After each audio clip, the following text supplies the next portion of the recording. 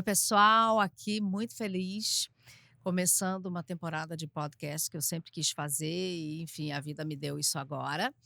E vocês também pediram bastante. Então, esse primeiro episódio, a gente vai falar do segundo semestre, como é que está o astral do segundo semestre. Para isso também eu chamei a Zoe Dorei, que é uma especialista em comunicação autêntica, que é muito bacana, vocês vão adorar ela. Vamos falar de novo sobre os códigos sagrados, os códigos dos signos, que são códigos permanentes. E também tem uma diquinha aqui de banho para a hora da que é a hora que é, sabe, que tá pegando fogo, que o astral tá difícil, um banhozinho ali para dar uma acalmada na sua vida e no seu entorno. Vem com a gente aqui. Falar um pouquinho da energia do segundo semestre, de julho até dezembro.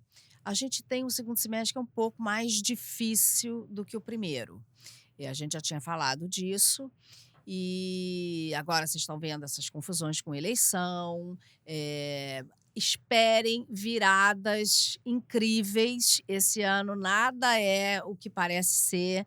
Há viradas de última hora em todos esses movimentos eleitorais, não é só no Brasil, mas é no mundo inteiro. Então, assim, essa coisa do já ganhou, quem tiver essa postura pode tomar um susto.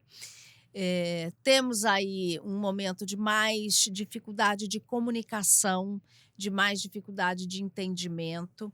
Claro, teremos Mercúrio retrógrado agora em agosto, depois no final do ano a gente tem ele de novo, que, enfim, geram atrasos e essas coisas todas que a gente já está acostumada, já estamos habituados para viver. É só ter um pouco de cuidado no mês de agosto. Eu sugiro que, assim, aquelas, movimentações financeiras, principalmente quando é mais dinheiro ou são, de mais volume do que você está habituado, eu acho que tem que ou evita ou faz isso com muita cautela. E evitar também um pouco essa coisa de bater de frente, de ter que ganhar a conversa, de ter que ganhar o embate, de ter que ganhar a discussão. É um momento muito mais inteligente para a gente não ganhar nada, mas no momento que você não ganha nada, você também não perde, do que você entrar com tudo para combater e perder coisas que são caras, né? O momento é de trabalhar em silêncio, o momento é de fazer o seu, o momento é de não contar muito o que que você quer fazer, traz pronto. Em relação ao trabalho, te pediram uma coisa, entrega duas. Faz um pouco mais. Claro que você vai se desgastar um pouco mais, você vai se cansar um pouco mais, mas se você entrega mais, a gente vai ter resultado. Às vezes não imediatamente, mas a gente vai ter resultado. Então, uma dedicação ao trabalho, à entrega do que você está fazendo, né.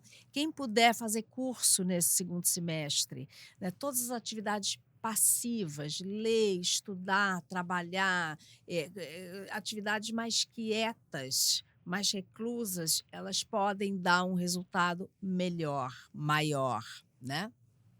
Agora, entre setembro e outubro, a gente vai ter 2 eclipses, e sempre em época de eclipse, o astral está muito mais tumultuado. Então, entre 18 de setembro e 2 de outubro, tira uns 5, 6 dias antes, uns 5, 6 dias depois, né, não deixar o caldo entornar, não deixar as emoções irem altas demais, botar água fria na quentura, falar as coisas antes de que essas coisas pulem para fora da casinha e você também aí não tem, uma maneira de mediar, né, dá os seus limites, fala não, não deixa as coisas passarem, né. A água quando transborda e ela faz uma confusão danada, então tem que tomar um pouco de cuidado com isso, nessa época principalmente.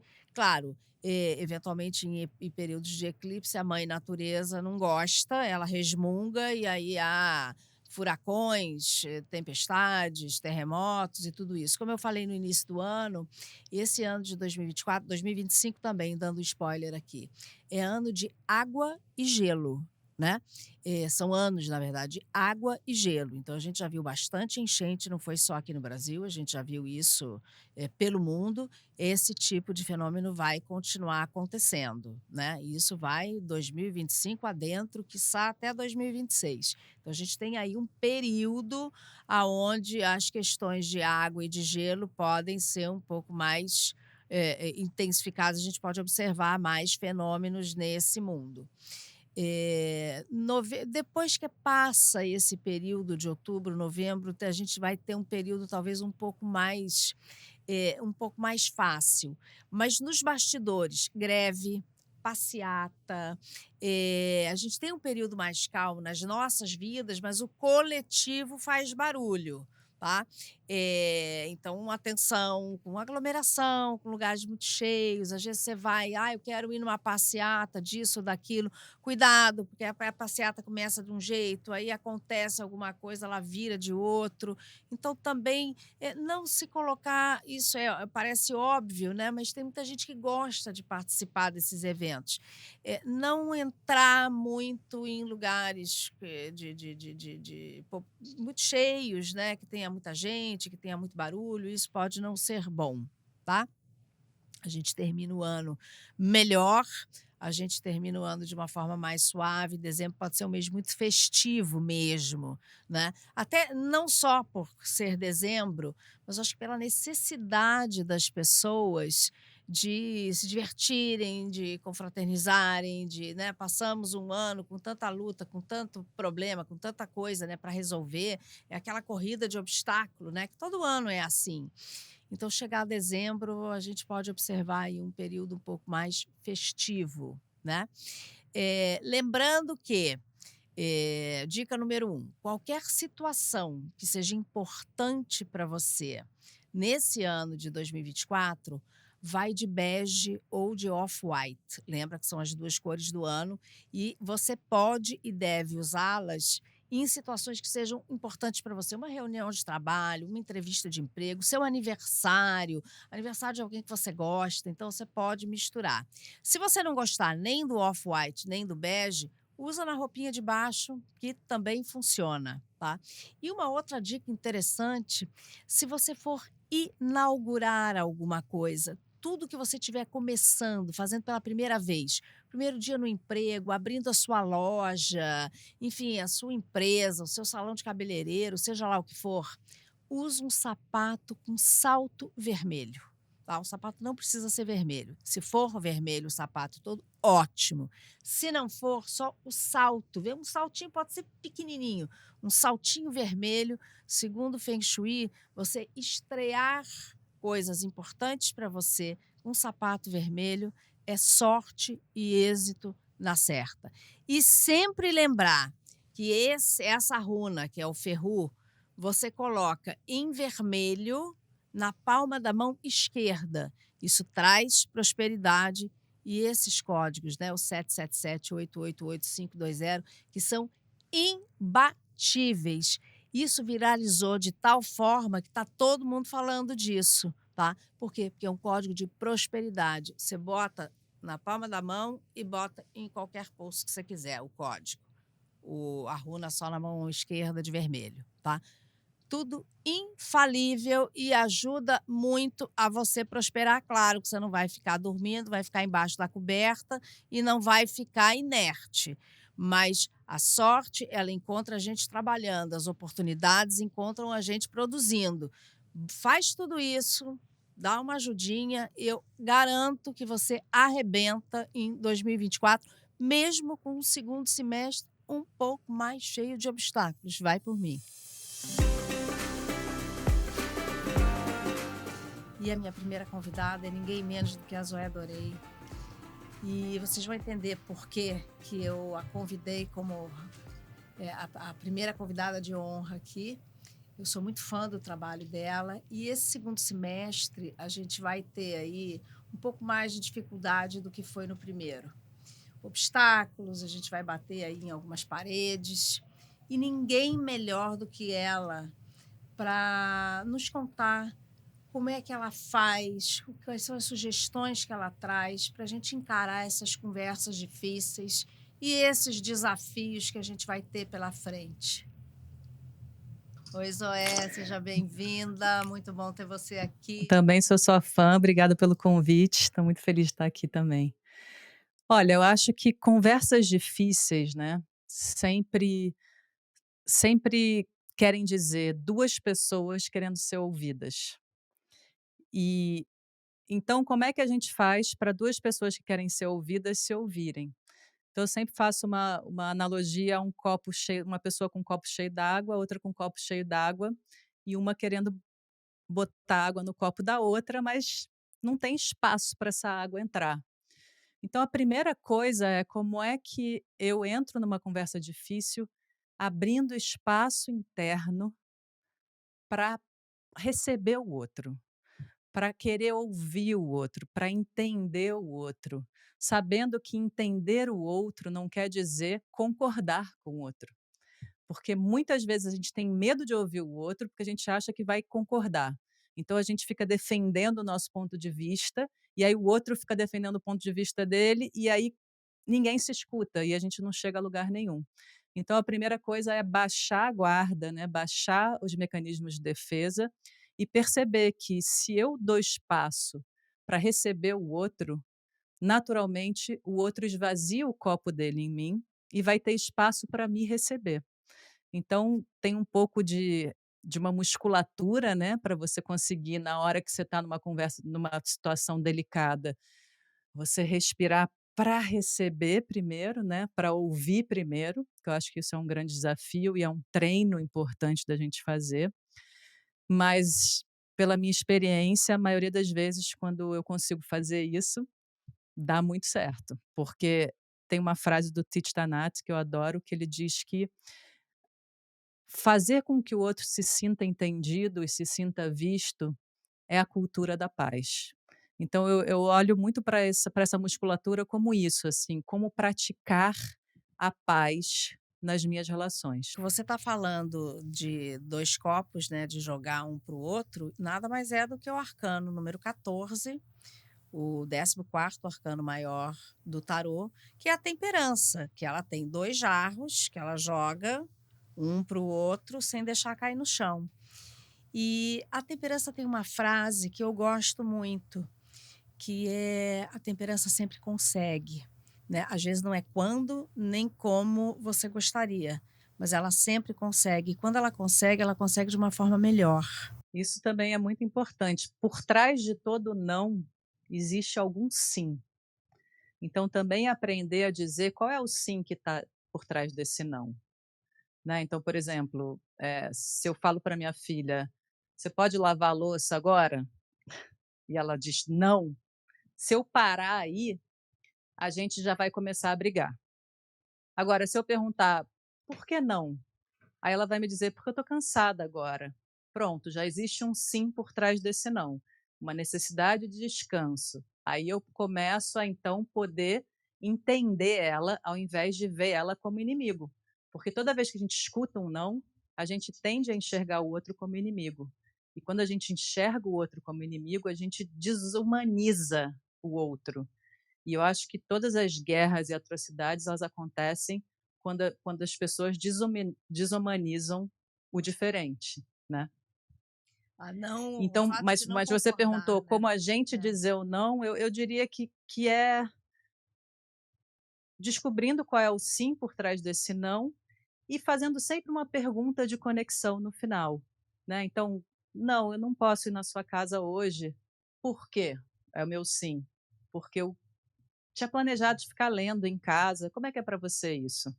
Então a pergunta de conexão é quando você joga de volta, né, você não para em mim, eu não paro em mim, tipo: "Não", eu falo: "Não, por causa do meu sim, como é que é para você ouvir?". E aí a gente começa a dançar juntos, né, dançar até que a gente chegue num lugar que seja bom para mim e para você. E a pessoa não se sente invadida quando você pergunta por quê? Porque às vezes o porquê, quando a pessoa tem que dar uma explicação daquele não, tem muita gente que fica reativo e entendendo aquilo como está me invadindo, "eu já falei que não". Ah, eu acho que depende da situação, assim, te ouvindo me faz imaginar que já é uma situação que já está escalada, né. Sim. Já é uma situação, por exemplo, de uma pessoa que talvez se sinta invadida pelo outro. Aí eu acho realmente, se você está se sentindo invadido pelo outro, eu acho que não tem muita explicação mesmo, é um não realmente muito firme e sem brechas, né. Então, eu acho que a comunicação autêntica, eu gosto sempre de dizer isso, que não é uma ferramenta para você ficar bonzinho, é uma ferramenta para você realmente se conectar com o que é importante para você, mas sem abandonar o outro. Agora, se é uma pessoa que te invade, aí a gente já está falando de uma outra coisa, a gente está falando de situações perigosas, né, situações tóxicas, Que já talvez. vem vindo, Então né? aí já não dá muito para querer empatizar, para querer dançar, né, porque às vezes tem nãos que precisam ser dados muito firme e claramente e, né, e corta ali. Eu fiquei muito impressionada com um depoimento que você deu num dos teus vídeos, que você estava num retiro em algum lugar que você estava gostando muito e que uma colega de quarto, uma roommate qualquer que estava aí dividindo o quarto com você, era uma pessoa que estava precisando de atenção e queria perguntar as coisas, mas ela queria ouvir o que ela queria. E que você, em algum momento, teria pego o seu livro, teria saído dali e teria entendido que ela só queria conversar porque ela precisava de um aval em cima das coisas que ela estava falando. Eu achei muito interessante a sua saída, porque você saiu quase que de uma forma invisível, como se ela estivesse ficando falando sozinha, sem prestar muita atenção no cenário, e você conseguiu sair daquilo, quase que de uma forma imperceptível. Eu achei aquilo genial, porque tem situações que, assim, a pessoa não quer te ver, ela só quer ser avalizada, e qualquer saída de cena, ela não repara muito, porque ela é a estrela da festa. Eu achei genial aquilo, né, porque, as pessoas não É, sabem se afastar sem serem vistas, né, e esse tipo de atitude agora no segundo semestre, acho que vai ser muito inteligente, porque tem brigas que não são suas e que mesmo que você queira pegá-las, você não vai conseguir, a briga é realmente sair dela, né. eu acho que eu já perdi muita energia de vida querendo que o outro me visse ou me entendesse, e pessoas que não tinham essa capacidade. Então, essa história do retiro foi muito interessante, porque era um quarto com mais 3 pessoas, né, éramos 4, e de cada uma de uma nacionalidade, então já tinha uma diferença cultural já difícil ali de conviver. E eu estava na minha cama no chão, elas e tinha mais 2, né, tinha essa que só queria o aval, e tinha uma outra espanhola que entrou na con estávamos as 3 conversando. Quando eu percebi que essa mulher não queria saber a nossa resposta, eu simplesmente me calei e peguei meu livro e comecei a ler. E a espanhola continuou com ela, e continuou, e continuou. Eu fiquei, mas foi assim, dava para ver que isso ia acontecer, né. Foi escalando, de repente a espanhola falou: "Cara, mas a gente está andando em círculo, a gente não está dando em lugar nenhum". Aí essa outra pessoa falou: "Chega, eu não quero mais conversar com você", e saiu e bateu a porta do quarto. Falei: "Gente, que doideira, né". Aí a espanhola: "Olha isso". Eu falei: "Mas você não viu que isso ia acontecer?". Né, então, a coisa de enxergar a realidade, eu acho que é um trabalho tão importante, né, porque a gente adora fantasiar a realidade, e fica tão mais simples a vida quando a gente simplesmente olha para as coisas como elas são, aceita, não no sentido de passividade, mas no sentido de tipo: "Isso é assim, essa pessoa é assim, ok, o que que eu escolho fazer com isso?". O que você está falando, né, o aceitar é o que eu defino como perdão. O perdão, ele não passa pelo concordar e ele não passa por você gostar, mas passa e nem aceitar a grosseria, ou seja lá o do outro, mas aceitar que aquela pessoa só pode oferecer isso. Então, isso é uma forma de perdão. Eu não sei, eu acho que hoje em dia as pessoas usam a interpretação do perdão como se tivesse que passar uma borracha, zerar e permitir, que dar licença, né, que a pessoa faça de novo. Para mim não é isso, para mim é isso que você está dizendo. Aceita e sai, se aquele contexto não te abastece, se aquele contexto não é o que você quer, né. Não sei se na sua forma você também entende assim. Perdão é muito difícil. É, e eu acho que o perdão, como ele vem também com uma carga religiosa, ele às vezes é mal interpretado, né, porque aí vira aquele perdão onde você dá a outra face. Eu não gosto dessa frase de dar a outra face para apanhar de novo, não gosto, não acho bom, não acho produtivo. Eu acho mais interessante exatamente o que você está falando. Eu enxergo a pessoa, eu lembro que essa pessoa está fazendo o melhor que ela pode com o que ela tem. Mas muitas vezes o melhor que ela pode com o que ela tem me agride, e eu não quero ser agredida. Então eu posso perdoar no sentido de não julgar essa pessoa, de deixar ela ser ela, porque ela está no processo de evolução dela, vai aí, não tem nada a ver com isso, não sou responsável por você, né. Então tem uma frase do Gabor Maté, que é um dos meus mestres, assim, que ele diz: "É importante que a gente perceba a diferença entre perdoar e confiar".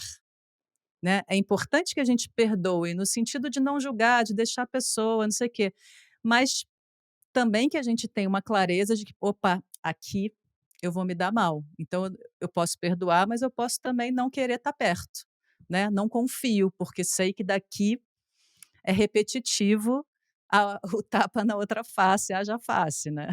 É a culpa, né, aquele peso da culpa que a gente carrega, né, por não fazer ou não acolher ou não entender o outro, né.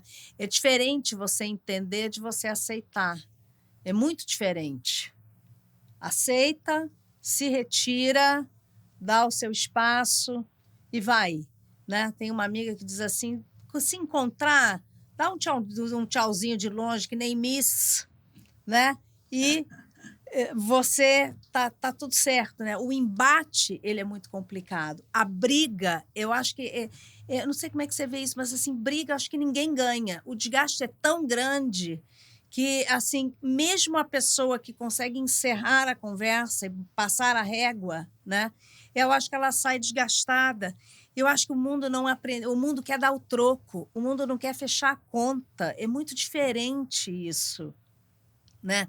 Eu acho que fecha a conta, paga, aceita o teu e vai embora, né. E tem uma outra coisa também, como é que você vê porque tem um segmento que diz assim: "Eu sou responsável pelo que eu falo, mas eu não sou responsável pelo que você ouve".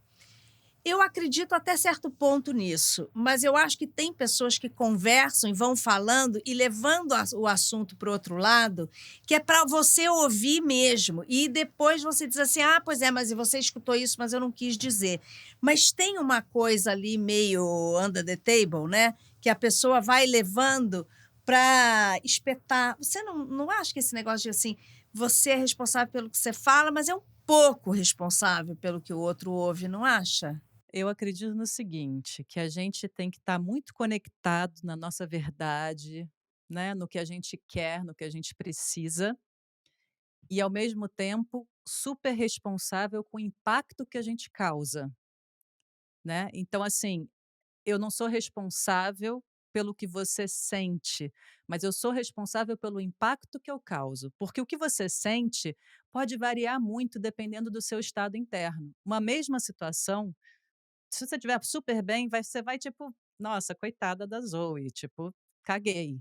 Agora, se você estiver num momento mais delicado, pode ser que aquilo ali te machuque profundamente. Então, assim, eu acho muito interessante essa ideia de que o outro não é responsável pelo que a gente sente, mas que somos responsáveis pelo impacto que a gente causa. É é meio parece é meio tricky, assim, mas tem uma diferença, sabe? Atualmente, até segundo os grandes estudiosos da cabala, eles dizem que a inveja é o pior sentimento. É o primeiro o pior e o primeiro sentimento ruim que aflora numa pessoa. Eh eu fico pensando que, ultimamente, a gente escuta e a gente vê muitas atitudes que você tá deflagrada ali, a inveja, tá na cara que um tá invejando o outro. Como é que você vê isso na tua comunicação autêntica? Como é que você reconhece isso? Como é que você lida com isso?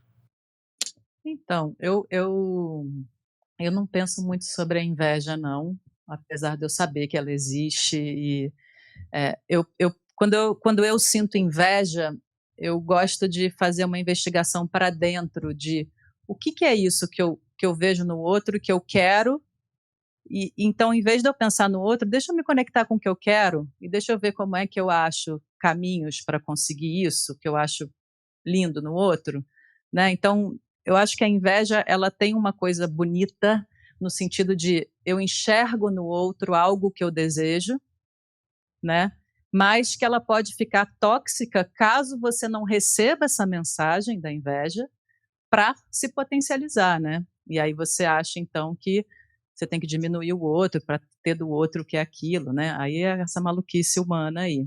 Mas eu acho que a inveja, a culpa, todas essas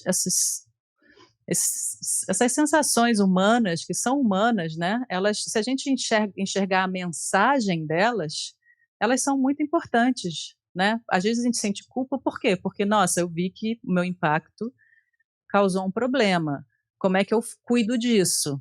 Né, primeiro que eu tenho que cuidar disso acolhendo o outro, né, como é que foi para você? Como é que você está se sentindo? Caramba, com a minha filha, por exemplo, sempre dou o exemplo dela porque eu acho mais fácil, né, tipo, gritei com ela, perdi a cabeça, não aguentei mais, louça na pia 1 semana, né, aí tem uma hora que eu estouro.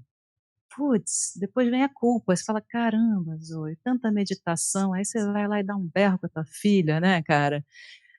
Aí tem um momento importante que é, se eu agir através da minha culpa, eu vou querer que a minha filha, além de ter levado um grito e ficado assustada, ainda me desculpe. Então Sim. eu acho que a coisa do desculpar, acho também muito fora de lugar. Eu acho que a ideia não é desculpar, a ideia é realmente cuidar do impacto. Então, cara, gritei com você ontem, não gosto de fazer isso, queria pedir desculpa, mas queria, antes de mais nada, saber, você ficou assustada? Como é que você está? Você está com raiva de mim? Me conta, eu quero te acolher agora. Eu consigo te acolher agora, né. O exemplo da sua filha, também do meu, né. Meu filho era muito pequenininho, ele devia não tinha 4 anos. E a gente foi numa festinha, ali tinha um rapel, né, e ele era pequenininho e aquele rapel não podia ir crianças abaixo de não sei quantos quilos ou de quanta medida lá. E ele, quando ele viu que ele não podia ir, ele olhou para mim e disse assim: "Nossa, mamãe, eu fiquei com inveja". E você vê, uma criança tão pequena já se reconheceu num sentimento desses. E aí eu comecei a explicar para ele que aquele rapel não podia por conta da altura, enfim, dele. E aí ele ainda perguntou: "Mas e se eu puser um salto que nem você usa?" Eu falei: "Mesmo assim você não vai poder, mas a gente vai em outros lugares que tem, esse tipo de rapel para o seu tamanho, para a sua idade". E aí acho que ele gostou da alternativa que foi trazida para ele. Ele ficou ali ainda olhando, ainda querendo ir, mas gostou da alternativa de poder ter um outro espaço que ele pudesse fazer a mesma brincadeira, né.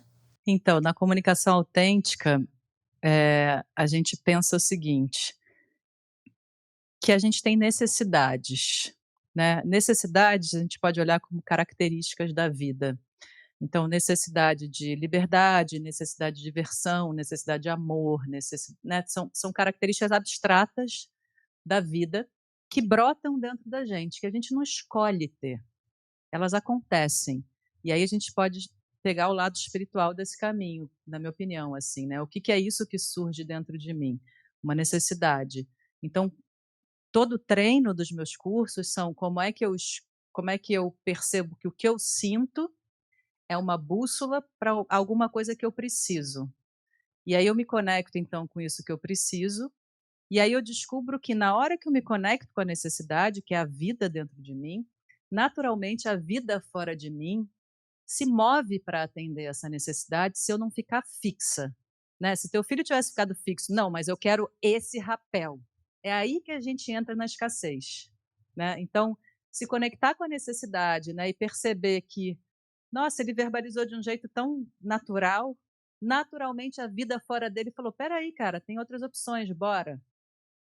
Então eu percebo muito esse movimento da vida, assim, que eu chamo muito nos meus cursos do paradigma da abundância, né, que nada mais é do que perceber que na hora que uma necessidade surge em mim, eu escuto e eu vou em direção de atender essa necessidade, milhões de estratégias se tornam disponíveis para mim. Isso tudo que você está falando nada mais é abrir portas, é o abracadabra, né? A abracadabra é é a palavra mágica que desencadeia a abertura de portas, né?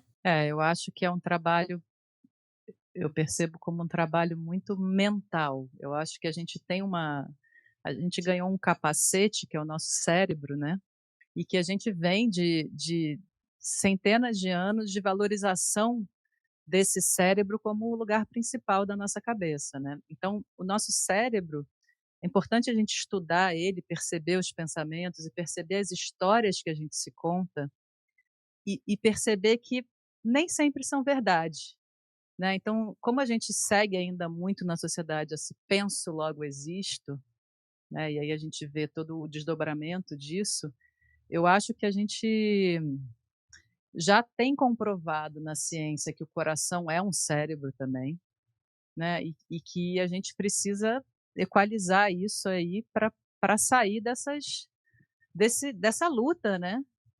Não lutar, vamos fazer tai chi em vez de boxe, né. É, Eu acho o tai é, chi genial, cara, porque o tai chi ele não, né, ele pega a energia do outro e devolve para o outro, né, ele não faz nada, ele só, hum, fica fluido, né. você consegue trocar, você oferece, você recebe. E às vezes o que você tem que oferecer é o silêncio. Você nem sempre precisa oferecer flores. Né? Você Uhum, muitas vezes pode uhum, oferecer o seu silêncio, a sua ausência, você pode oferecer 1000 coisas, você pode oferecer as flores, oferecer um banquete e se retirar, não tem nenhum problema nisso, né. A gente não faz sucesso com todo mundo, não agrada todo mundo, é todo mundo que gosta da gente, você não fala para todo mundo, você não ouve todo mundo, né, e tá tudo bem. E o mundo agora uhum, precisa todo mundo tem que ter sempre alguém que brilhe mais do que o outro, que tenha um espaço mais do que tu mostra na força. Isso é muito difícil. A gente já tem as dificuldades, né, a briga do sobreviver do dia a dia, com filho, com família, com casa, com obrigações, né. Agora a nossa geração, você é um pouco mais nova que eu, mas a nossa geração, você está tendo que cuidar dos pais. Você está no meio entre os filhos e os pais, né, entre os mais idosos e os mais jovens. A gente está meio no sanduíche, a conversa que você tem com o idoso não é diferente da conversa que você tem com o adolescente, com uma criança. E são pessoas que às vezes têm necessidades, que jogam essas necessidades em cima de você. Eu reparo muito isso agora, hoje em dia, até da minha audiência, do meu público. Muita gente que está ali entre os filhos e os pais, entre os jovens e os idosos, né, fazendo aquela ponte. É muito complicado isso, né. E o que está acontecendo com o produto final? Aquela pessoa que está no meio da gangorra está se esquecendo, está se largando. uhum. Entendeu? Outro dia uma amiga minha diz que não faz mamografia há 3 anos. Eu falei: "Não é po isso não é concebível uma coisa dessa nessa altura do campeonato", né. E aí, né, você dá um pouco para lá, você dá um pouco para cá, mas você também precisa da sua fonte de abastecimento. Eu gosto muito de pensar aquela frase de Jesus, né, já que eu não gosto da outra face, mas tem uma outra dele que eu gosto, que é: "Ame ao próximo como a ti mesmo". Quando eu ouvi essa frase quando eu era mais nova, eu entendia essa frase como amar o próximo. E aí, hoje em dia, eu entendo essa frase exatamente do jeito como você está falando agora. Para eu amar o próximo, eu tenho que amar o próximo como eu me amo, né. Então, se eu me abandono no meio do caminho, eu estou iludida de que eu estou amando o próximo, mas no fundo eu não estou, porque eu não tenho amor para dar, né. A gente só tem para dar se a gente se inclui na equação. A mesma coisa é a empatia, que, por exemplo, é uma das ferramentas principais da comunicação autêntica, né. Então eu quero empatizar com o outro, mas eu tenho que ficar muito atenta se eu não estou deixando de empatizar comigo mesma para empatizar com o outro, porque aí já não é empatia. Mesma coisa do amor, né. Então eu acho que é engraçado, porque ao mesmo tempo que a gente cresceu com: "Ah, eu não quero ser egoísta", não, eu não quero ter necessidades, né, eu tô aqui para servir, ainda mais as mulheres, né, a gente teve muito esse papel da mulher que abre mão de si pela família, que abre mão de si para não sei quê, né, e assim, não deu certo. A quantidade de antidepressivos que as pessoas tomam é enorme. Por quê? Porque a gente aprendeu que o legal é abrir mão de si. Não, não, o legal é você estar potente, você saber o que você quer, você ir atrás do que você quer, você cuidar de você ver o quanto você tem para dar, você, né, tá nessa dança, mas você sendo a pessoa central, e isso não é egoísta, isso é potência de vida, isso é você, né, você tá cuidando do seu campo para você ter mais para dar. Então no meus cursos muitas vezes as pessoas falam: "Ah, mas eu não vou ficar egoísta". Eu falo: "Cara, vai ser o contrário, porque você cuidando de si, você vai ter muito mais para dar, do que se você ficar dando o que você não tem". Porque quando você dá o que você não tem, você cobra essa conta depois, Isso de alguma aparece, né? forma, sutil ou bem escancarado. É, isso aparece. O furo sempre aparece, né? Quando a conta não fecha, ela não fecha, né? Você vai É. cobrar e aí a cobrança é muito complicada, né? A gente cria histórias na cabeça, enredos e coisas que fantasias e que na hora H não acontece e aí você apresenta a conta para o outro e isso dá muito errado, né? Eu acho que a coisa mais comum nos relacionamentos é exatamente esse lugar onde uma pessoa vai além do que gostaria pelo outro, e aí se frustra que o outro não faz a mesma coisa. Isso é o É, clássico, né, isso é. quando eu faço mediação de casal, esse é o mais clássico de todos. "Não, mas eu deixei de ir não sei aonde para não sei o que lá".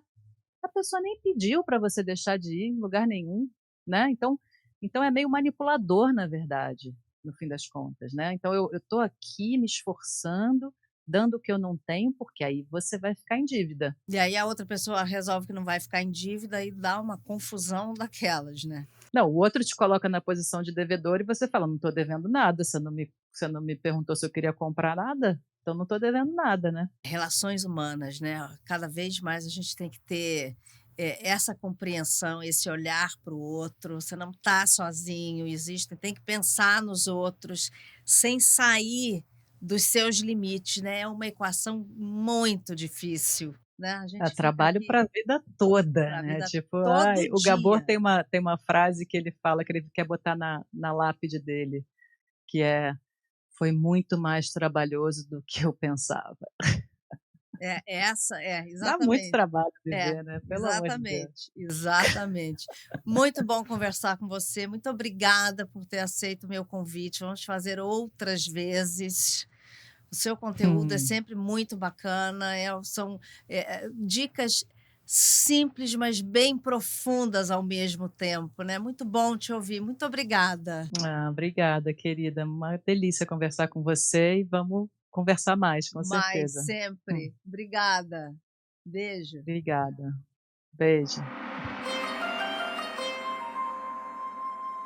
Uma coisa que vocês têm que ter cuidado, isso não é só 2024, isso começa com mais força em 2024, mas isso vai para os próximos pelo menos 4, 5 anos, tá, gente?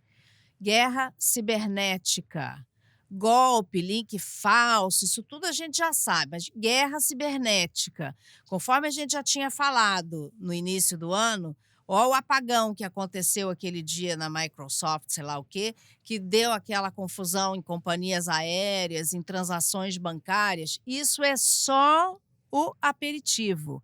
Vem muito mais desse tipo de coisa por aí. Inteligência artificial vai ser a grande bombada agora dos próximos 5, 6 anos, para o bem e para o mal, né.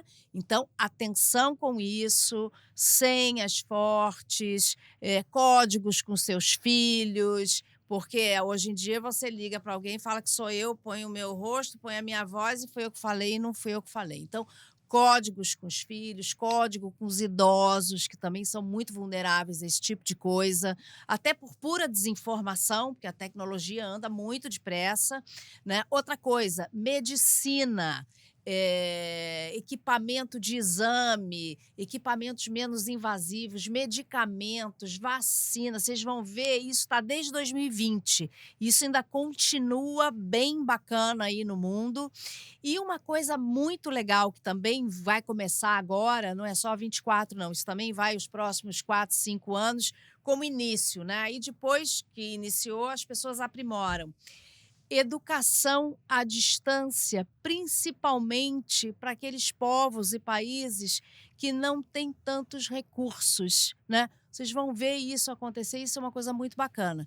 E, por fim, compartilhamento de poder, né? No início, compartilhamento, tudo que, né? Sempre que você tem que compartilhar um poder, perder um poder, né? Quem compartilha perde, né? O outro ganha, mas um perde. Pode ter aí guerra, conflito, um pouco de confusão, mas a gente vai sentir o mundo aos poucos compartilhando os poderes. Isso também pode ser aí um ganho para a humanidade, claro, depois que os conflitos e as batalhas e as guerras arrefecerem, né? Então são outros lados aí de 2024 que não é só 24 não, começa agora, tá? Então olho nessas dicas. E outra coisa que a gente também falou, né, no início do ano, 2024 é um ano de fenômeno de água e gelo. Enchentes mundo afora, não foi só aqui no Brasil não, na Itália teve, na Alemanha teve, um monte de lugar teve. Isso continuará, tá? Bom, agora eu vou dar para vocês os números de sorte para cada signo nesse segundo semestre. Na verdade, esses números de sorte, você vai escrever no pulso essa sequência toda. Áries, 23843. 23843. Escreve assim. Touro, 91956. Também desse jeito. Gêmeos, 83948. Câncer, 13431. Leão, 74343. Virgem, 90439. Libra, 56512. Escorpião, 89842. Sagitário, 12428. Capricórnio, 20324. Aquário, 18482. E Peixes, 90323. Sempre escreve no pulso, tá? Lavou a mão, tomou banho, saiu, escreve de novo, esqueceu, põe a semana que vem. E eu botei também o meu, que é escorpião, de vez em quando eu ponho ele no pulso, e eu botei ele na minha agenda de trabalho e está funcionando. Então, vamos também, você quer botar na sua agenda, quer botar no seu computador, quer botar aqui na capinha do seu telefone, aonde você quiser. Esse número é sempre, então não é só para esse ano, é para sempre, tá? O código de cada signo. Quem não gostar de botar no pulso, pode botar no tornozelo, tá? Pode ser grande, pode ser pequeno, pode ser com caneta de qualquer cor que você quiser, da forma como você achar melhor. O importante é você fazer, você vai ver como funciona. Então, agora a gente vai falar sobre o ritual da simpatia do louro, que também é poderosíssimo. Esse sim você só pode fazer na lua crescente. Vai olhar quando é que nasce a lua crescente e quando é que ela vai embora. Nesse intervalo, você, qualquer hora que quiser do dia, como quiser, de noite, como quiser, pega várias folhinhas de louro. Eu sugiro que sejam folhas secas, porque elas são mais fáceis de queimar. Se você quiser a folha vegetal também pode, mas ela demora mais para queimar. Então você vai ter que demorar mais tempo fazendo isso. Pega uma hidrocor. E em cada folha de louro você escreve um pedido. Então, você quer trocar de carro, você quer mudar de emprego, quer um amor, quer pedir para a cura do seu irmão, quer pedir para vender o terreno, para alugar seu imóvel, o que você quiser, tá? Cada pedido numa folha diferente. Aí você vai pegar uma frigideira, sem nada, vai ligar o fogo e vai botar essas folhinhas para queimar. Se forem folhas secas, queima rápido, tá? Se forem folhas vegetais, vai demorar mais, você vai ter que ficar mais tempo ali, então presta atenção nisso. Quando elas estiverem bem queimadas, bem pretinhas mesmo, esturricadas, desliga a frigideira, espera esfriar naturalmente. Aí você vai pegar essas folhas e vai amassar bem com a mão. Já amassa em cima da frigideira, vai ficar um pouquinho na tua mão, você faz assim só para limpar, mas vai ficar um sujinho, depois você lava. Põe na frigideira esse farelo todo. Aí você vai para o ar livre. Pode ser uma janela, pode ser uma varanda, se você mora em casa do lado de fora, se você não quer abrir, só abre a janela. Põe a frigideira para fora e assopra, tá? Assopra até acabar. Pode até dar uma batidinha ali na varanda, na janela, para tirar um pouquinho. Joga, assopra e me conta. Essa simpatia é poderosíssima. Quem me ensinou isso foi minha avó, enfim, há muitos anos atrás. Eu vejo que as pessoas fazem e muita gente já está aderindo, porque realmente ela é muito poderosa. Cada pedido numa folha, deixa queimar, amassa e assopra no ar livre, de preferência na natureza, mas se você não tiver a natureza, se tiver só um basculhante para lado de fora, põe também, bota para fora e depois você me conta. Poderosíssimo essa simpatia do louro, faz acontecer qualquer desejo. E esse foi o primeiro de vários podcasts, toda primeira quinta-feira do mês, às 8 horas da noite, aqui no canal do YouTube. A gente tem esse encontro. Hoje comecei com a querida Zoe Dorei, que é especialista em comunicação autêntica, maravilhosa, trazendo umas dicas aí pra gente. Os banhos, os números, os signos, um pouquinho de previsão aí para o segundo semestre. Muito bom estar com vocês. Quem quiser me conhecer mais, aqui o @Adriana Castrup e o site www.adrianacastrup.com.br. Esse é um site de atendimento que ele começou a partir da escola Adriana Castrup, que ensina para você como ser uma profissional de tarô, como ser um profissional de tarô, como viver do tarô, como avançar na vida, como ter uma renda extra, né? A gente está com inscrições ainda abertas para o meu curso. Quem quiser, está aqui no link da bio, vocês conseguem acessar. E a escola aposta em você. Se você quiser trabalhar, o site Adriana Castrup está de braços abertos para te receber. Um beijo muito carinhoso, muito bom estar aqui e até a primeira quinta-feira do mês que vem, que será dia 5 de setembro, encontro marcado.